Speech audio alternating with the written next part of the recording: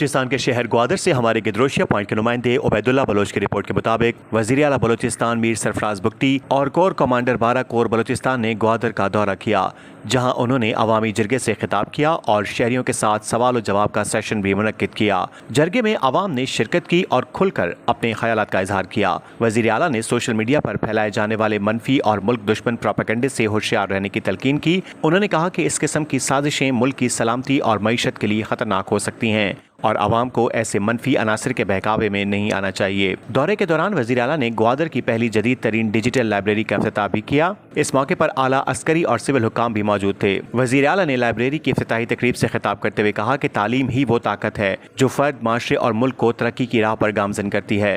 گوادر جیسے اہم اور اسٹریٹجک ضلع میں اس جدید ڈیجیٹل لائبریری کا قیام ایک تاریخی لمحہ ہے۔ وزیر اعلیٰ نے اعلان کیا کہ گوادر کے طلباء کو لیپ ٹاپ اور مقابلے کے امتحانات کی تیاری کے لیے کتابیں فراہم کی جائیں گی اور دیگر اضلاع میں بھی اسی طرز کی لائبریریاں قائم کی جائیں گی تاکہ مطالعہ اور تحقیق کا کلچر فروغ پا سکے۔ تقریب میں بتایا گیا کہ Zahoor Shah Hashmi digital library deputy commissioner Gwadar Hamood ur Rehman کی قیادت میں مختلف مخیر اداروں کے تعاون سے تقریباً 6 کروڑ روپے کی لاگت سے مکمل ہوئی۔ لائبریری میں اس وقت 3 لاکھ سے زائد ڈیجیٹلائز کتب موجود ہیں، جبکہ ہزاروں چھپی ہوئی کتابیں بھی مطالعے کے لیے دستیاب ہیں۔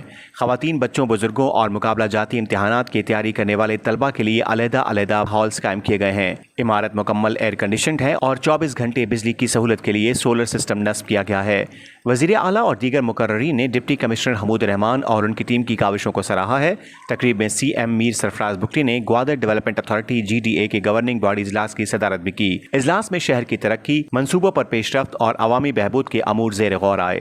دورے کے موقع پر corps commander Balochistan MPA Gwadar Maulana Hidayat ur Rehman, chief secretary Balochistan deputy commissioner Gwadar Hamood ur Rehman Ranjha اور دیگر افسران اور پیپلز پارٹی کے رہنما موجود تھے۔